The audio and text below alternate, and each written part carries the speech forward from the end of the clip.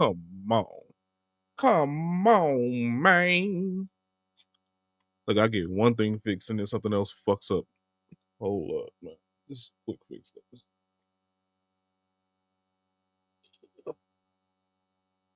Reach behind my screen.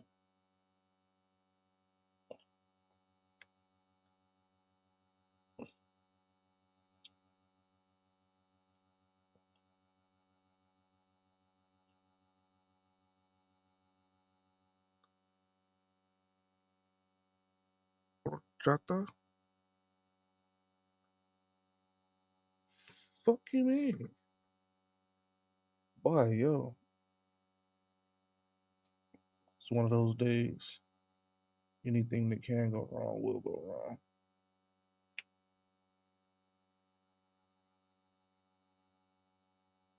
Come on. You can do it. I believe in you.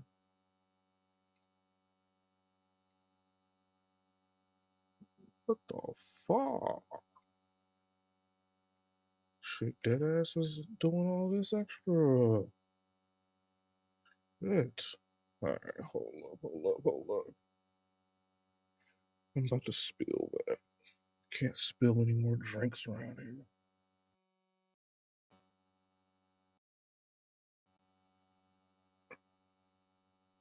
Woo! There we freaking go. Jesus. Felt like I was just fighting for my life to do the simplest shit. Alright, man. We back in the game, man. We in here. Sound effects working. Bruh. I think. Yeah. Sound effects working. Microphone working. Camera in the game. Bam, boy. I tell you. They try to make this shit hard on me, ain't it?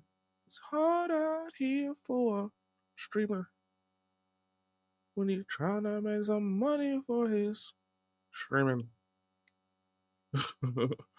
Anyways, man, shit, man. We in the game, man. What's happening, y'all, man? Hey, back in it. I seen bro said he was in South Dakota still. Yeah, bro said he was in South Dakota.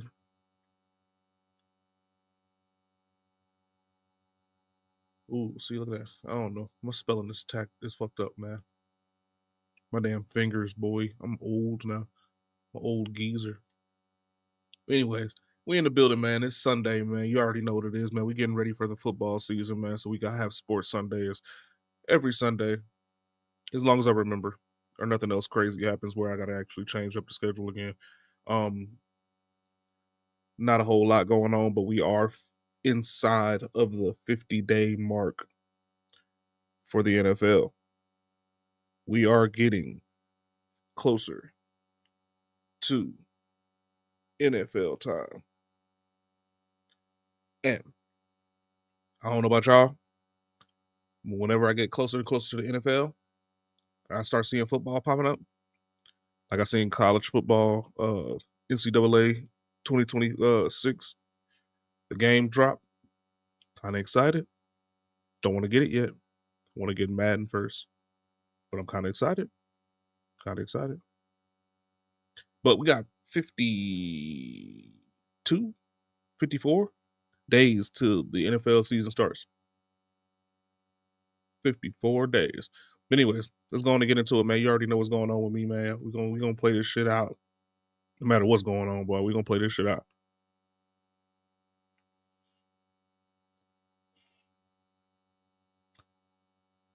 Of course, we gotta add off the muscle. You already know it. Really? I just did the... Lord have mercy.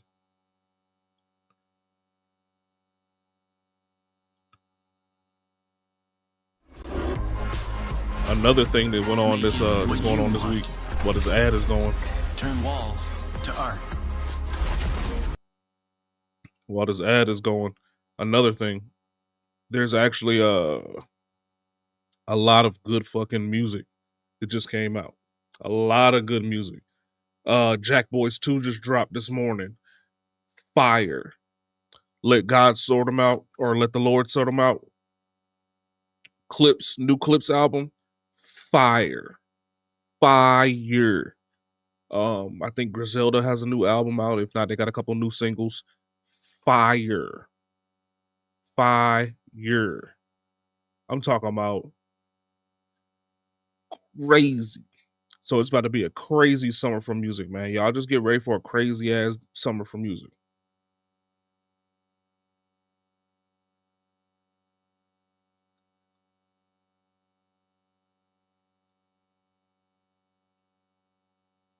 You social like this? You can't relate to that. Because they ain't got no legs. Deebo Samuel. A lot of stuff is going on with this guy. You have tons of people criticizing the Commanders' new addition this offseason. Deebo Samuel, wide receiver, acquired in a trade from the San Francisco 49ers. My nose is fucked and this up, man so has been getting roasted by legendary players like Terrell Owens, calling Deebo Samuel the new addition on the Commanders who Jaden Daniels is going to be relying on. They're calling this guy fat, big time. And there's some receipts to maybe back it up, or maybe it's all cap. We'll discuss this. He gonna do that. Everybody keeps saying Deebo fat. He is, man. What you mean? He's just big bone, you know what I'm saying? Ain't no big bone. That's what you say when girls are fat. Hey, that's the term you use when you don't want to call a girl fat. You say they big bone. You're about 2 chicken nuggets from being tipping the scale. Oh, my, all right. Hey, Deebo, my God, I love Deebo. 2 chicken nuggets from almost tipping the scale. Big bone. That is the compliment you give to somebody who you're admitting is big. This is Terrell Owens ripping into the guy. You also had Rich Eisen, the Rich Eisen Show, his co-host, Chris Brockman. If you watch that show on CBS, you probably recognize the gentleman, right? They're talking about Deebo Samuel, and even him, a guy who's not an athlete, is ripping into Deebo's weight. Deebo Samuel's a fat ass. It's time. Because that's exactly what you've been intimating now for weeks. All right, he looks fat. I'm just saying, Deebo Samuel looks fat and slow. I don't know. I mean... Brandon Graham, former Eagle, he's not holding back. Hey, like I said, we coming. You know we got Deebo. Fix stuff. I wouldn't worry about him. He got to be in shape first. He don't look like he in shape right now. Oh. They said he don't look like he in shape. He don't look like he is in shape right now. Deebo Samuel, no comment because I don't want to be mean.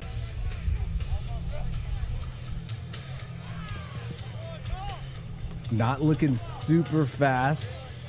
It is mini camp though.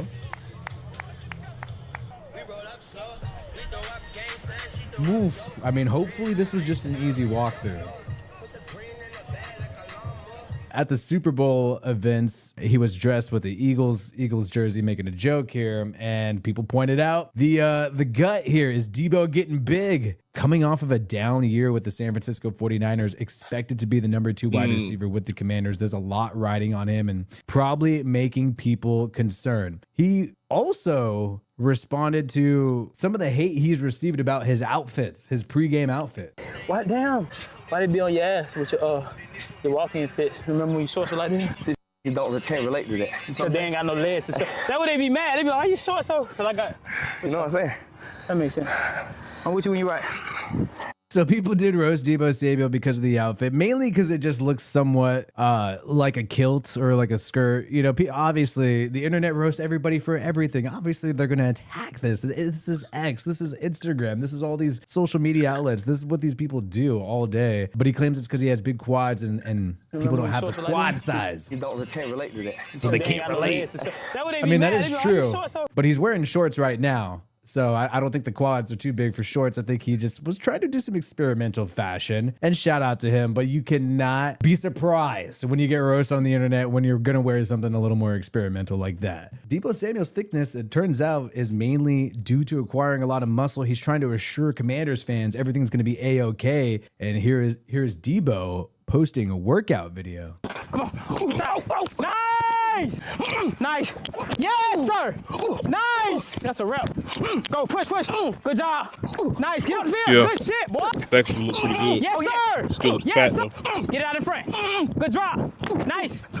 See ya. Nice. Yes, sir. Good job. Nice. Inside. Nice. Good shit, boy.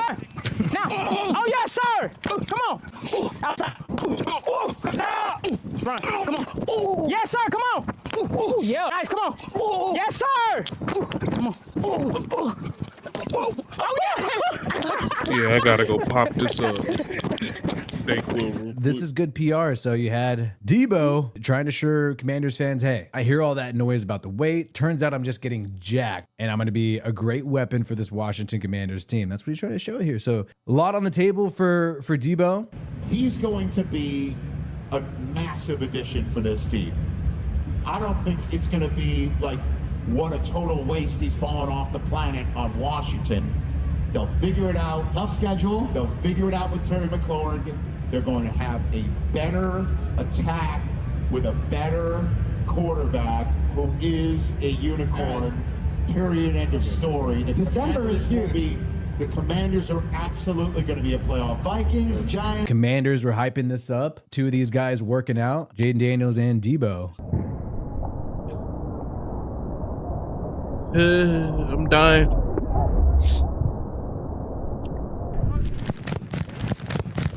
Bragging rights against 49ers. You know 49ers fans have not been nice to this guy. I've seen him argue online a lot. Niners know where I stand with them, and it's nothing but love. Love John and Kyle to death. No bad blood in shape or form. I totally believe that he has no bad blood with the head coach or the GM of the 49ers. But we have seen him get into it with these fans. He wanted to get out of San Francisco, and he did. We'll see if he proves the haters wrong. So Noah Brown, who's dealing with injuries. Michael Gallup came out of slight retirement, was a former Cowboys wide receiver, and then was with the Raiders, but then got injured and sort of retired. They still got Luke McCaffrey, related to the other McCaffreys in the NFL, but I just feel like a lot is riding here on Deebo Samuel for this team. I think they should have, swung bigger like the Steelers, maybe grab DK Metcalf. Perhaps the Seahawks weren't willing to send someone like Metcalf to the Commanders, but I think that would be obviously a lot better for this Commanders football team. 670 yards last year, 892. Almost, one of his worst seasons statistically last year, despite playing in 15 games for Deebo Samuel. Second worst in yards, and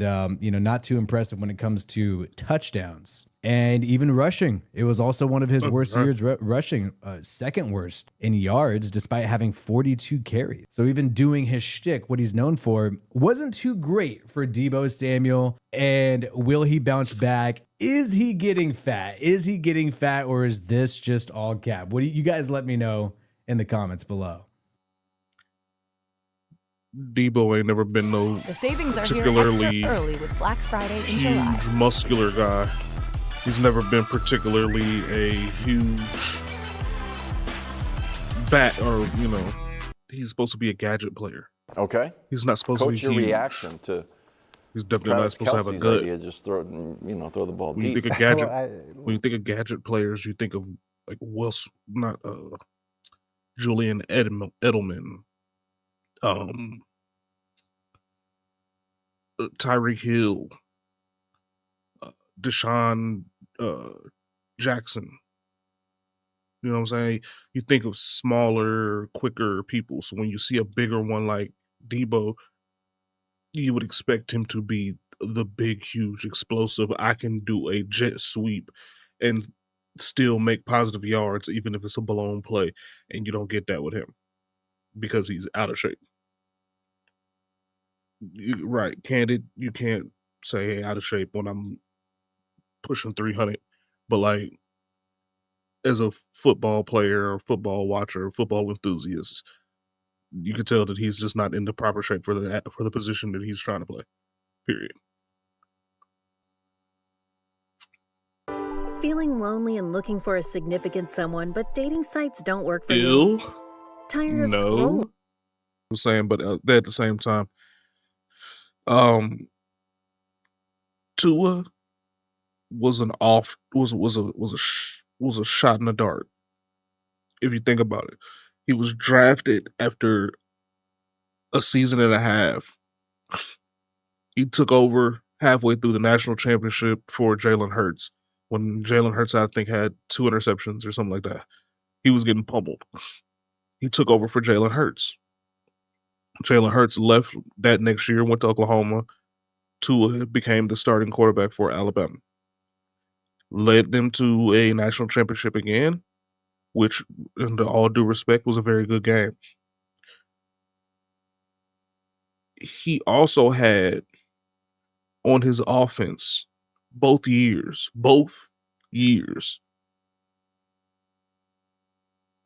all 11 people on his offense go to the NFL draft within the first 3 rounds. Both years. Both years, he had a Heisman winning either receiver or running back. Both years. Tua was never in Heisman running either year. Okay. For him to do that, to go to the NFL, he has 2 floundering years before they get Tyreek Hill. Now they've had Tyreek Hill for what, 4 years now, 5 years? They've made the playoffs twice. He's had 5 concussions. 2 extremely devastating ones. I think, if you ask me, just in my opinion, his ceiling isn't high enough to keep putting all this into him. They need to move on. That's just my opinion. If you ask me, they need to go as hard as they can to try to get Arch Manning or whatever quarterback comes out of this next draft. It's going to look good. Because Tua's time is up. If you're scheming against, or you're scheming towards his injury as an offense, and he's the offense product maker, then you've already lost. It's already over. Y'all need to go on and bag it up and pack it up and figure out what y'all gonna do on the quarterback front for Tyreek Hill dips, or Waddle dips, or any more of your running backs dip, because you had Mostert, but we got Mostert now over here at the Raiders. Yeah. Raheem Mostert. So, I mean, I'm just saying, y'all got to figure out something before y'all people start running out. Your offensive line is already kind of in shambles. Your defensive line is kind of in shambles. You no longer have Jalen Ramsey, so you really don't have a defensive secondary that much. Kind of do, but kind of don't. You know what I'm saying? Your defense wasn't terrible, but without offensive productivity, defense is going to be trash, no matter what you do. Whew. Let's go on to Joe Budden talking about LeBron. What is this? What is? And the idea of him moving is minute. He's a billionaire. His kids are grown, so he doesn't have to change schools or anything. I think Bryce just got signed in on in Arizona. He's a Wildcat. Bronny is in LA. He probably can't move. Anybody want his ass like that. So that's probably the bigger decisioning factor, is that he has no pool anywhere else right now, and then he wants to be able to get his other son in so he can play with both of his sons. If he moves anywhere, 90% chance they're not going to draft his other son just because they saw the way that this son kind of not doing too good. Well, good. Sam, I'm asking you to extend a chiral network to the south. That's our last, best hope of saving the world. Death Stranding 2. Shout out Life. LeBron and Kyrie are not that cool. There was a lot of times where Kyrie called him out for doing that whole sunning shit. He was like, man, nah, I got a dad. You ain't got to keep trying to make it seem like LeBron is teaching me how to be a man or something. There's a lot of instances where things like that come out in interviews where, yeah, I don't think him and Kyrie are as tight as everybody make it seem like. But him and AD, definitely. But then he backdoored AD, though. We saw that in article not too long ago where he actually knew that they were going to trade AD, but they didn't tell anybody. But I think they may have told him and somebody else, but they didn't for the major scheme. They didn't tell him that it was going to be him for Luka or nothing like that. Yeah, right. I agree what he's saying on that one. I ain't gonna lie to you. I agree what he's saying on that, because I mean, at the end of the day, it's really like you got 3 centers, 2 point guards, and 4 all-around players in all of history that could be considered the GOAT. So, you know, all of them got rings, though. I'm saying. Neutral button.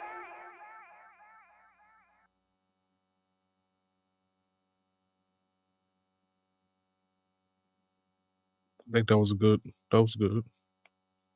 Why is there so much back end on the shit? Well, we know what we're doing. When in fact, it's no secret that between the two conferences in the NBA, the East is easily the weakest. My boy, Rusty one. Buckets. That's not to say that there aren't great Not teams Shackelford. that come out of the East. It's just that they Rusty often meet Buckets. their most difficult matchup at the mountaintop. In this year's playoffs, after both Boston and Cleveland shocked everyone by losing in round 2 after 2 incredible regular seasons where they each won more than 60 games, it was Indiana that landed in the finals, and they proved to be formidable, but we all know why Tyrese Halliburton will miss all of next season. On top of that, Boston also lost their best player to an Achilles injury on their way out versus New York, so it's also probably no Tatum next year either. And though they avoided major injuries, the Cavs still managed to get worse over the offseason. So an already weak conference just got weaker, and subsequently there is a huge window of opportunity available for the previously middle-tier teams of the Eastern Conference. There are a handful of teams that have a chance to claim the East, so in today's video I wanted to go over them, and I will ultimately make a way too early prediction for who will win the East next year. Hello everybody, welcome to Rusty Buckets. Subscribe to the channel and drop a like on this video, and check us out over on Spotify and Apple Podcasts if you would like to enjoy this as an audio-only experience. I will probably end up making individual videos about a handful of these teams at some point in this offseason, but for now I wanted to tackle the 6 teams that are in the Eastern Conference that I think can compete for the best team of the conference this year. The Pacers and the Celtics would obviously be in the fold, actually at the top of it, if not for their superstars tearing their Achilles. I do think that both teams can be good in the regular season, especially the Celtics, but not contenders, not really. And as for the other teams in the East, they are either just outright awful, or they are lacking either in the top end talent department or in the depth department. And if you don't have either of those, you're definitely not going to make it. And if you only have one, it's pretty unlikely that you're going to make it. So let's start with the Cleveland Cavaliers. Disappointing end to the year for them, obviously, winning 64 games, the franchise record. They were expected to be quite the powerhouse going into the playoffs this year. Obviously, they were affected by injuries, but I do not think they were significant enough injuries to justify how much this team crumbled. For a team that is supposedly super deep and a team that is supposed to be great, you should be able to survive having one of your two of your 4 best players out for a couple of games. And yet they lost in 5, I'm pretty sure, to the Pacers. If not that, it was 6. Like, pretty pathetic how they went down. They also blew like a massive lead in one of those games. I can't say that it was just injuries. I think some Cavs fans have gone with that angle, and I think that is just oversimplifying it. A team that was supposed to be as good as the Cavs were supposed to be should have at the very least prolonged that series. I would forgive them more if they lost the series, but in like 6 or 7. I'm almost certain it was 5. They also lost Ty Jerome in free agency, and he obviously played very bad in that Pacer series, but I think that was due to just him having too much of an offensive load. Like, he's a 6th man, and when he was put outside of that 6-man role in a playoff setting, he very much fumbled. So I understand why they weren't exactly super enthusiastic about bringing the guy back, but for the price point that he signed with Memphis, I can't say that I understand why they allowed that to happen. I really think they should have brought him back, even if they had to trade like Max Strus, that guy. Yes, I think they should have done a lot to bring Ty Jerome back, and they did not. And they did not sign anybody who was a replacement, really. So that's a big loss, though he was not that good for them in these playoffs. Same thing can be said for Darius Garland, who was injured. He had a toe injury, And a lot of people like to dismiss a toe injury like that's not a big deal, but especially if you're someone like Darius Garland, who is constantly on the move, whether he's on or off the ball. If you have a toe injury and you're constantly planting on that foot and feeling that twinge of pain every time, it's going to affect your play. Now, he also has been injured in the playoffs in the past, and that's also basically all of his playoff sample. So you can look at it uncharitably as he's a bad playoff performer, or you can look at it charitably, and even the charitable perspective still comes out to saying, hey, Darius Garland's probably going to get injured in the playoffs and be bad. Like, the sample size suggests he will be bad, whether it is his fault or not. It is also looking like a LeBron trade to Cleveland will not be happening, as much as I and many other people have been speculating, just as it would be very fun. But I also do legitimately believe it would also get them over the hump. At least that's where I am personally. I do understand that Jarrett Allen is a very good player, and DeAndre Hunter is a pretty damn solid one too, so trading both of them for LeBron would kind of suck. I still think there's a way to make it work without including Jarrett Allen, but every single person who ever talks about the trade includes Jarrett Allen when I think they can make that money up elsewhere. Jarrett only makes 20. That's not a crazy amount. Either way, that doesn't seem like it's going to happen. I feel like because the East is as wide open as it is, it makes it make more sense to do something like that. But also the rest of this core is still not even in their 30s yet, so not wanting to trade a young guy, two good young guys really, for LeBron. I get where they're coming from. Again, this is a year. I think if there's any year to like kind of say, fuck the future, we're going in all in right now, it would be this one. Being a 64-win team last year, they are probably still going to be the favorite to come out of the East, if I had to guess. They'll probably be the #1 seed in the Eastern Conference, and they'll probably, as a result, be perceived as the best team. But I must admit, it should be more of a home run for them to be the best in the East, and it's absolutely not. So I don't know. I'm not very confident in them, not as much as I should be, because I loved the Cavaliers last year, and they gave me all the reason to not believe in them. Moving on to the Milwaukee Bucks. I am kind of throwing them in here just because of the Giannis factor alone. That's really it. As much as I would like to say, like, I like AJ Green, Gary Trent Jr. is cool, Miles Turner is a fine addition, the reality is the only way this team is a contender is if Giannis fucking hard carries. The rest of the roster's like not putrid. Like, I don't mean to suggest that it's Giannis plus 2 good players and a roster of G Leaguers, but it's primarily a team made up of good minimum guys. And good minimum guys should not be starters, and they shouldn't even be one of your first couple of players off of the bench, and yet that's exactly the case for the Milwaukee Bucks. Banking on Miles Turner taking a huge leap in offensive production is another big facet here. Like, Miles has gone to like 18.5-ish points. If he could get to 22 now that he's more or less the second option on this team, that would be nice, but I think that would be overextension. I don't think just because he can average 20 doesn't mean it will be a particularly good 20. And it also doesn't mean it'll be one that would hold up in the playoffs, as Miles Turner significantly struggled on the offensive end in this year's playoffs, especially in the conference finals and finals, aka when the pressure was on the most. The NBA in the last decade just has not been friendly to superstar carry jobs, but in a conference this week, Giannis could just manage to bully ball his way to the finals. It is plausible. He is the best player in the conference by far,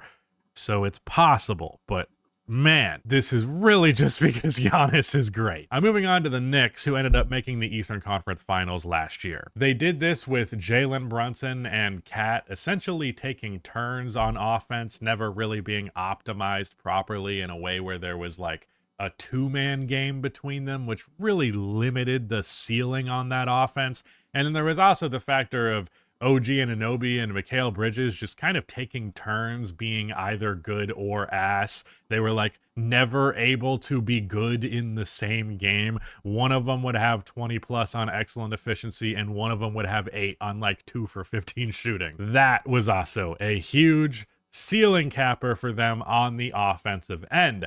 But they made their way to the conference finals due to an elite defense that was an especially elite defense against Boston, who was easily their hardest team to beat. Brunson is the clutchest player in the Eastern Conference and likely at minimum a top 3 player in the East, considering that Jason Tatum and Tyrese Halliburton are going to be out. The Knicks also have that working in their favor. I liked their new additions. Yabusele is good. He's a 3-and-D forward. That's exactly what I was hoping they would go after. And Jordan Clarkson, I'm not a big fan, but on a minimum, that is a great low-risk, high-reward move. Actually, it's not even a risk. It's a no-risk reward. It's literally you're risking a roster spot, and that is it. If both of those guys can end up being key rotational pieces in the playoffs, then they just got so much deeper. They went from a team that was 7 players deep to a team that is 9 players deep, and that makes all the difference in today's league. They fired Tom Thibodeau because of his bad offense, and that was something that I had personally been begging for because, again, as I highlighted earlier, ceiling capping here. Mike Brown can bring the offense. He coached that Sacramento Kings team that was literally the best offense ever at the time of that season. Did you see it? Ad Creative AI is offering 40% off annual plans. Don't miss this chance to upgrade your campaigns with high converting ad creatives. Try it now. The offer ends soon.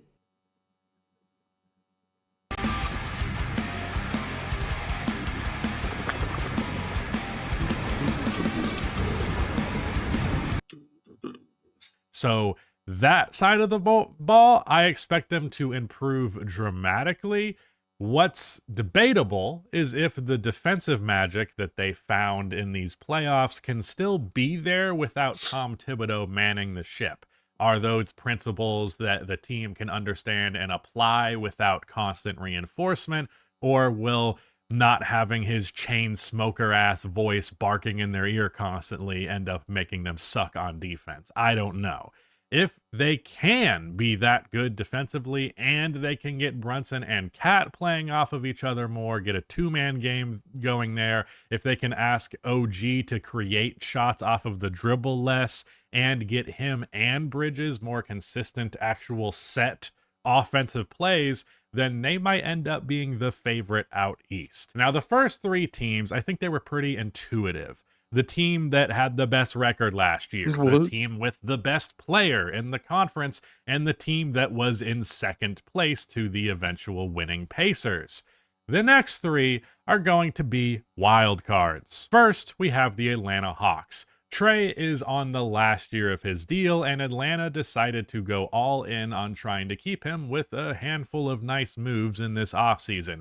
They traded practically nothing for Kristaps Porzingis, and they signed Nickeil Alexander-Walker and Luke Kennard. The big wild card inside this wild card of a team is Kristaps Porzingis. If he were to be healthy for a playoff run, then that is huge. That is a massive swing factor as to how good this team will be, but it's not a great if to bet on. For the last 2 playoff runs now, he has not been healthy. He contributed more in the championship year than this one because there was more games to be played, but dude has been a no-show, more of a theory than an actual player in a playoff setting. Zachary Risachet also improved a ton as the year went along. He was kind of a disaster on offense his first couple of months, but I think he averaged like 15-something points per game for his last couple of months in the league. He could have a second-year leap. He could become a more productive offensive player, and he's a really good, versatile defensive player. Onyeka Okongwu will probably also be getting more opportunity than ever in his career, because I'm certain Porzingis will at the very least miss decent stretches of the regular season, and Okongwu will probably be starting plenty, though he was starting quite a bit in this previous year. Borderline splitting those minutes with Clint Capella, and all of his career, he's just kind of at a tight leash with Clint Capella breathing down his neck. I hope Okongwu gets some real opportunity this next coming year. Jalen Johnson is also back, and he was a borderline most improved player candidate before he got hurt. He could come back even better. Jalen, Zachary, Okongwu, Nickeil Alexander-Walker, Porzingis, Dyson Daniels, and Luke Kennard is a pretty damn solid 2 through 7. There is a lot of defense there, and there is a lot of length.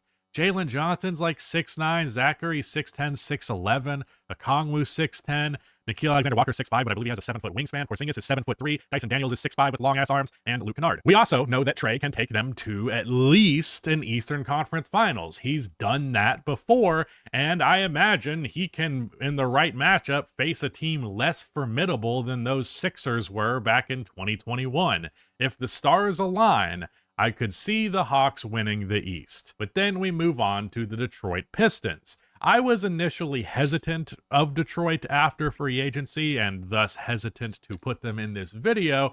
I thought they were only getting Caris LeVert in free agency and that was essentially going to be the end of it. I didn't realize they had more money to spend, which they then used to get Duncan Robinson. And Duncan signed at like the 11th hour, right after we uploaded the damn video reviewing signings in free agency. Duncan Robinson signs with the Pistons and makes all of my point about Caris LeVert being a bad signing dumb. So yeah, that didn't age well immediately. Caris is honestly better than Dennis Schroeder, especially at scoring off of the dribble, which I think is essential for this team because they are in short supply in that area. And Duncan is a better all-around player than Malik Beasley while being able to match his gravity as a shooter. I don't think he's going to be able to match his three-point total of the previous year. I don't think he'll be able to have that great of a shooting season, but he's still going to give you 40+% on 7 to 8 attempts per game. Defenses are still going to be stuck to him like glue, the same way that they are Beasley. So in terms of just how the offense functions, more or less a perfect replacement. They did lose Tim Hardaway Jr. without any replacement for him, but they also do, of course, have Jaden Ivey coming back. The only way that Detroit is a contender is if Jaden Ivey breaks out as a star or they trade for one, probably including him in said deal. Cade, I just don't think I don't think he's ready to be a bona fide superstar yet, not next year. And I'm also not certain he'll ever get there. He kind of needs to up his ability to get to the free throw line for me to feel confident in that, because otherwise he's a guy who doesn't drive as much as I'd like, and he's really jump shot reliant for a guy whose jump shot is just okay. But with that in mind, this is a guy who's probably not quite a superstar, and his second option is Tobias fucking Harris. So to win the East, I do think they're going to need another star caliber player. That might be different if they could possibly make up for it with depth, but the core around Cade is just okay. I wouldn't describe it as like an excellent group of role players. But if they did get a star, either again through Ivey's improvement or hell, even like a Lauri Markkanen level guy being traded to them, I think would do wonders. I think if they could form, at the very least, an average, a top 15 offense, while being a top 5 defense, which I believe they were last year, at the very least since the turn of the calendar year, and they certainly were in the playoffs, that would be enough to be a contender in this year's East. Again, you're going to need some stars to align, but you could say that for all 3 of these wild card teams. Last but not least, the wild card team that I do feel is the least wild cardy. They're the team I feel the most confident in out of this group of teams that have otherwise not been recognized as contenders. I think the Magic are building something that is reminiscent of the 2024 Celtics without overly relying on three-point shooting in the same way. Paolo and Franz are your versatile star wings in substitute for Tatum and Jalen. I actually think Franz is probably going to end up being a little bit better of a secondary option, at least offensively speaking. Paolo, I don't know if he'll get as good as Tatum, though, so I don't know. It's not a one-to-one comparison, but you get where I'm coming from here. It's these big wings who are good scorers, good defenders, and in the case of both of them, rather than just one of them, excellent playmakers. Then you have Jalen Suggs and Desmond Bane, who are essentially your Drew Holiday, Derek White backcourt. Suggs being that Celtics Drew who's like, yeah, Not a lot of shot creation and playmaking, but still a little bit. And then mostly just being a catch and shoot guy, especially out of the corner, and then being a dog on the defensive end. And then with Bane, you're getting your lead ball handler at times, although it's kind of just going to be a ball handler by committee thing between him, Franz, and Paulo. But that's kind of how it went with Derek White, Jason Tatum, and Jaylen Brown. So again, 24 Celtics vibes are very strong here. Desmond Bane can be your Derek White, where he's the ball handler and even more of a high volume shooter. He's not going to be as good defensively as Derek White, but at least he's bigger. So you do have that more versatility at the very least. I think that comparison makes sense. Now, they don't have Porzingis, but technically the 2024 Celtics barely fucking had Porzingis. And they really are just doing this center by committee thing. But at the very least, their options at the center position are.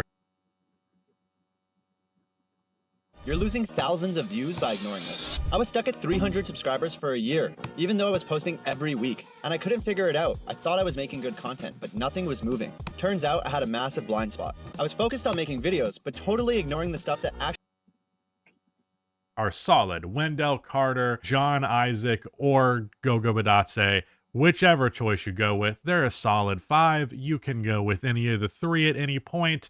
They have different things that they can do. I think they should feel good about that, even though I would prefer they trade for a more bona fide starting caliber center. Yes, Mo Wagner is also there. He can score a little bit, I guess. Bane is a perfect third option for them since he's primarily known as a three-point shooter, and three-point shooting is easily the worst thing about this Magic roster. He can also take on ball handling responsibilities. I expect Suggs to be a much better three-point shooter with less offensive responsibility this year. He had a huge dip in percentage because he had to do so much due to regular season injuries, but I do believe that he's at the very least a pretty good three-point shooter. So I think you're going to have 2 great three-point shooters out there, Paulo and Franz. Hopefully they can be good enough in that category. You have a ton of playmaking and ball handling. In fact, out of your core 4, all of them can dribble and pass really, really well. And 3 out of 4 of them are 20-plus point per game scorers. Desmond Bane, I really don't see much reason why his point per game number would go down too significantly in the context of this team, because he does a lot of his work off of the ball. He'll still get plenty of ball handling opportunities with this team, especially because he's going to be a second option a lot more than he's going to be a third option, just due to how the lineups get staggered. And if I had to guess, I don't know what the numbers look like at the top of my head, but I think Desmond Bane's a 20-point scorer, whether he's the first option, the second option, or the third option. He just kind of gets to that mark pretty consistently. He's a very flexible player, and I personally do not have any qualms with what Orlando gave up to get him. A lot of people were freaking out about that. I'm like, nah, dude, I think he's going to be a great third option. And with all of that said, they're still going to have a great defense. Suggs is a dog on that end, and Paulo and Franz are super, super switchable. 2 6'10" wings who can guard 1 through 5 a lot of the time. Obviously, 1 through 5, I'm not referring to Joel Embiid or Jokic when I say that, but otherwise 2 forwards, 6'10", that can defend most point guards and most centers, and then everything in between. That's crazy. Like the Pistons, I feel like if they can just get to the point of being an average to slightly above average offense, add that plus the defense, and you will have enough for the Orlando Magic to be contenders. And I actually give the Magic a higher likelihood than the Pistons of making this above average offense, because I think with a full year, hopefully you get a good amount of health, you get that 4-man lineup to play as much as possible. I think you're going to get a good offense out of that. Desmond Bane really, I think, unlocks this team a lot. He's not just good, he's good for this context, and I think that matters a lot. Hello, voiceover Rusty Buckets here. I realized after recording this video that I should have also included the Philadelphia 76ers in it. I apologize for that oversight, but yeah, I'll go over the case for them real quick. Sorry, they're not going to be mentioned in the final part of the video, but they would not have won the best contender for me anyways. But there is, of course, the possibility that Joel Embiid has at least a somewhat healthy season. That's a difficult thing to bet on right now, but it is a possibility, so it needs to be considered. Jared McCain is coming back. He can be great. I think he's going to be good for them. And then also, Quentin Grimes is currently an unrestricted free agent. Side plug, we have a video about other available free agents, the people who are still available, up on Little Rusty Bucket, so go check that out. But Quentin Grimes averaged 20 points per game for them in the last 28 games of the year. Obviously, he was higher up on the shot chart than he will be under typical circumstances, but he should still be a damn good player if they can bring him back. So Maxey, McCain, Grimes, Paul George, Joel Embiid as a starting lineup is pretty damn good. Not the best depth on this team. I'm sure there are things that could be improved. Would have been nice if they kept Yabusele, but they're pretty good. They have a chance to be very good. If Joel Embiid can put together a healthy season, now would be a hell of a time to do it. But yeah, I'm not making that bet personally, but it is in the cards. But with all of that laid out, which team am I predicting to come out of the East? Well, let's start by eliminating 3 of them. I'm going to go with the Bucks, the Hawks, and the Pistons. Detroit, I'm cutting because I really think they need a player that they don't currently have, or at least I don't know that they have. Perhaps Ivy breaks out, but I don't know that that's going to happen.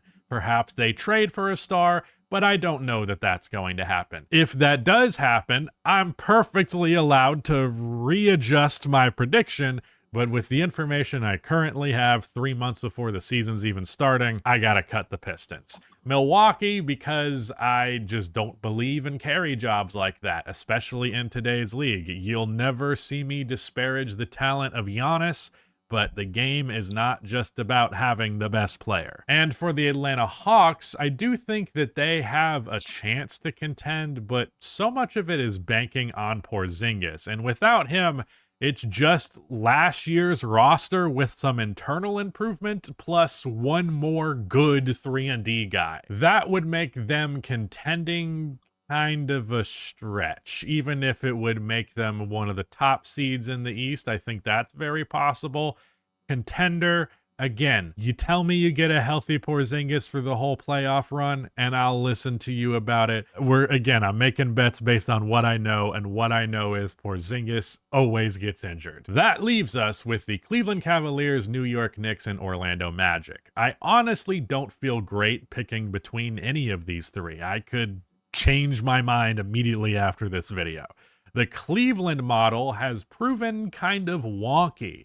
All of their defense is anchored by 2 guys, and the offense is mostly anchored by 2 guys. They have all of their offensive eggs in one basket and all of their defensive eggs in one basket, which just has not proven to be a good formula in a playoff setting. It allows you to inherently have an exploitable offense and an exploitable defense. But they were also by far and away the best team in the East for a majority of last year. The Celtics kind of caught up towards the end, but not quite. But I don't know. They should be by far and away the best, but they just don't feel like they are. I hate saying this. I hate saying bad things about these Cavs. I like that team so much. The Magic, they might need another year. I might be jumping the gun on them, and with New York, I do fear that their defense will fall off with Tom Thibodeau gone. So I guess if I had to choose, I'm going to go with New York, with Cleveland as my backup pick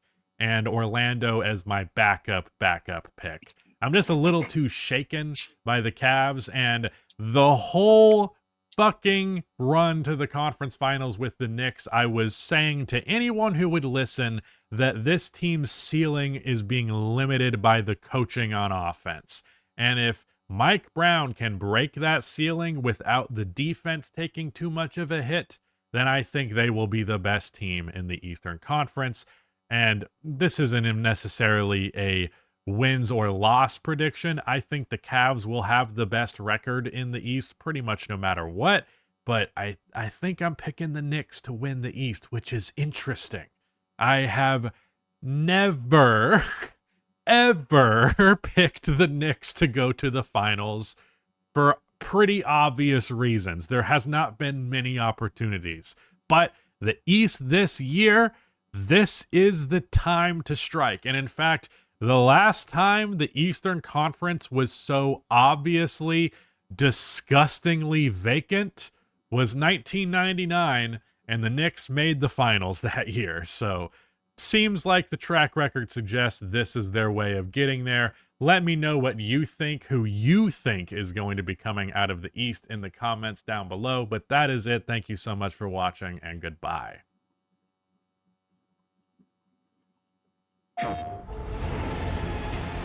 Sam, humanity is still in danger, still on the brink of extinction.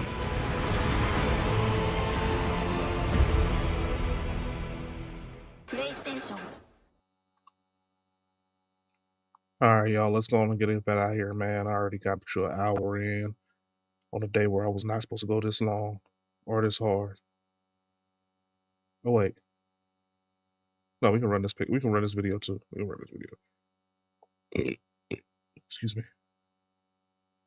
Run this video, yeah. Queen in the lottery. Joe Dumars traded the Pels' 23rd pick and a 2026 unprotected first rounder to the Hawks to move up 10 spots in the draft to snag Queen. Move was laughed at by a lot of executives around the league. Hawks had to triple check with Joe Dumars to confirm that he wanted to give up that unprotected pick, which will be the most favorable of the Bucks or Pelicans in the 2026 draft.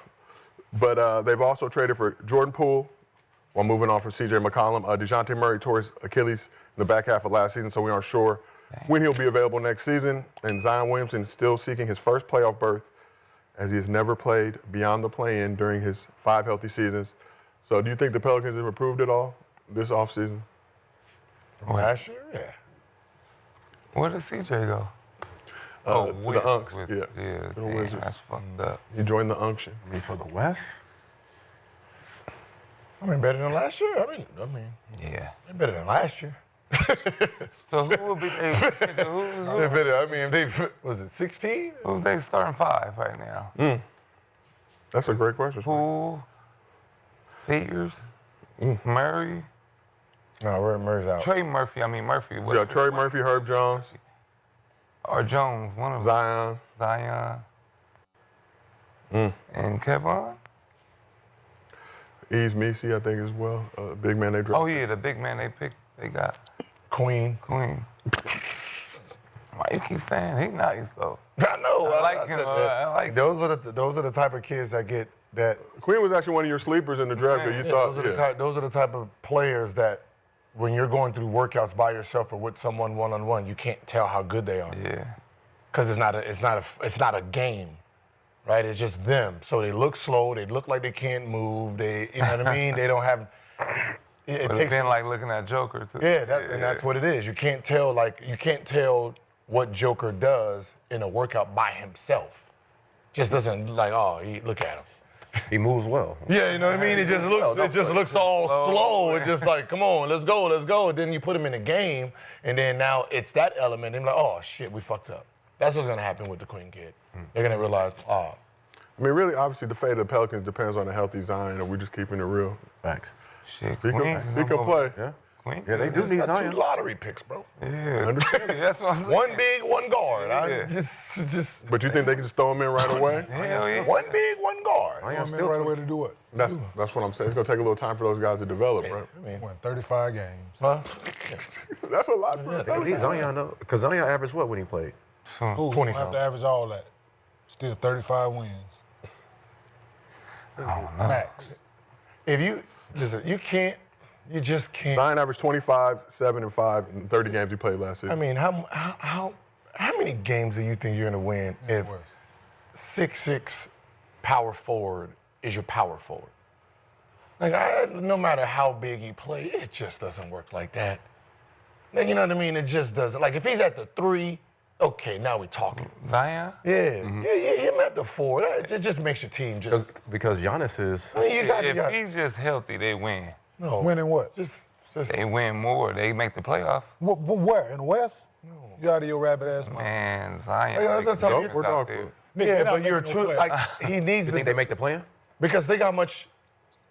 With 35 wins, maybe. What's Zion record when he played? Pelicans were 21 and 61 last season. That's the plan. But what's Zion record when he played? If y'all could get that. Yeah, because so in 30 games.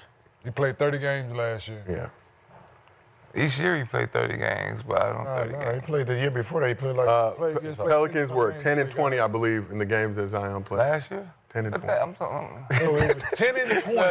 When TJ, when he played, not last year, they was ass. Everybody 10 was and done. 20 when he played. You asked for the. Now you want to change the criteria. You don't like the answer. Now you want to change the criteria. Overall, every time he plays. For his entire career? Can't do it like that. Yeah, like that. That's how I was talking Some about. games he's coming back injured. And, yeah, that's what I mean, we understand that. Him at the 4 just makes them they're just not a. 2 seasons ago, Pelicans over AC made the play-in 49, 33. Zion had that 40-point game. If he can get down weight and he's at the 3 position, how he plays, just coming downhill, posting up, out rebounding small forwards, he is a juggernaut in that position. As a 4-man, you're the smallest 4-man. Paulo is fucking damn near 7 foot, man. Man. Right? Giannis is fucking 7 foot, man. At the 4. Anthony Davis, goddamn it, he's at the 4 sometimes. Like these 4s are still big. So you playing the 4. That's what I'm saying. Davis is playing starting 4-man. The position, like you just that doesn't win. Back in the day is different. No, we're talking about today. Back in the day was fine because everybody was 6'6". Charles Barkley, everybody, all of them was 6'6". Centers are 6'6". No, I'm saying all of them was 6'6" then, back then. When Kevin Garnett and Duncan them came in, that's what changed the position. They were scared of Shaq, so they was like, now we'll be the 4 because everybody's small. 4's in the West. Who you gonna guard? Who he's gonna guard in the West? Who you gotta guard? Gordon. Gordon 6'10". Lakers, who you gotta guard? LeBron 6'10". Man, everybody's big. You're out rebound. So if you're Randall 6'10". No, hell no. Come on, man. With Rudy guard Gobert, all them guards. Everybody's 6'10". What I'm saying is he is still 6'6". Right? So he's still giving up some type of leverage on offense and defense, meaning he has to work a lot harder, meaning your small forward and your center has to work a lot harder just to get rebounds. It's just a small team. If he plays at the 3, there's nothing that can guard him at the 3. Nothing can guard him at the 4. He can't guard nobody at the 4. Nobody. Shit. Who's at the 4? Draymond did it. That's what I'm saying. He like the bigs are good. Like Houston. I mean, shit, KD probably at the 4. Yeah, you guard that? No. Can you? Can KD guard him? It doesn't. I got protection back there when he drives. I got a real big man back there. No, he don't. Who? Sengun's a real big man that's gonna block shots?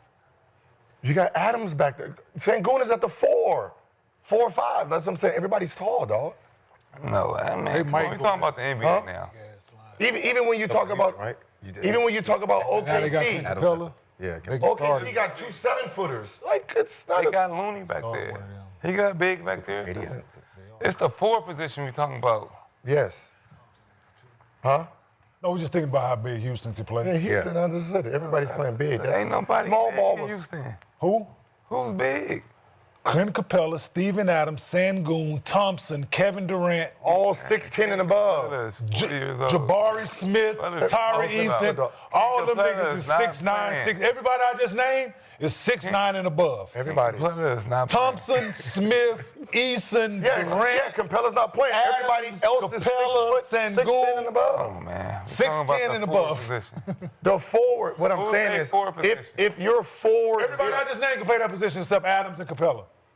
Them 2 So if 5s. you put Thompson at the 4 on Zion, I'm taking Zion right there. So you do know his first. You do know he made all defensive team. That man is strong. But you do know this not about boy made all defensive team, right? Listen, it's You can't guard the juggernaut. It's offensive rebound. It's all of it that matters. He has.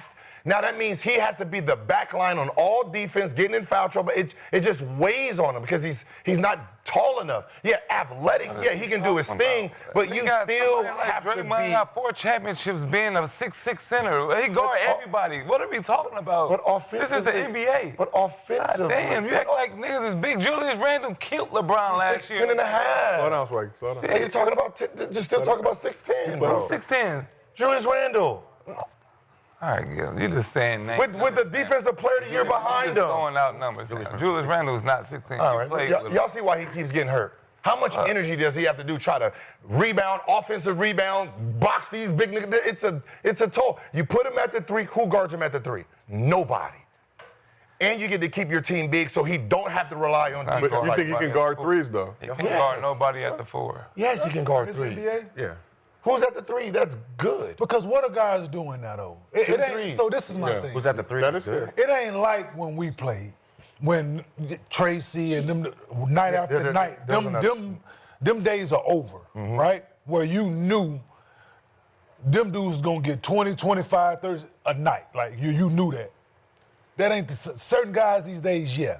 But on a nightly basis, you knew like at that position, it was gonna be a long night. Just what it was. Like this NBA, he can play the 3, he can guard 3s.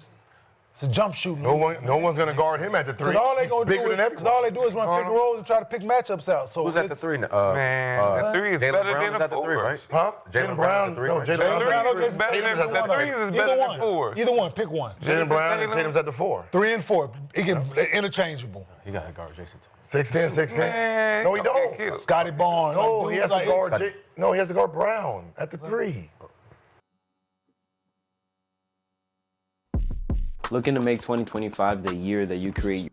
Yeah, that's all I can do, man. I ain't gonna lie to you. I'm about to go on and get ready for work. We're gonna go on and get ready. We'll be back tonight, man. Hopefully we'll have a nice little stretch of good videos, man, because I don't have anything left in my playlist. I think this is the last video. But I'm gonna go on and get up out of here, man. Y'all have a good day, man. Have a blessed day, man. Be blessed, be stress-free. Be blessed. Stay safe. Go make that money, man. Everybody have a good one now, man. I'll be back later on tonight, man, for the night shift. Y'all already know what it is, man. Ziggy2x. Out.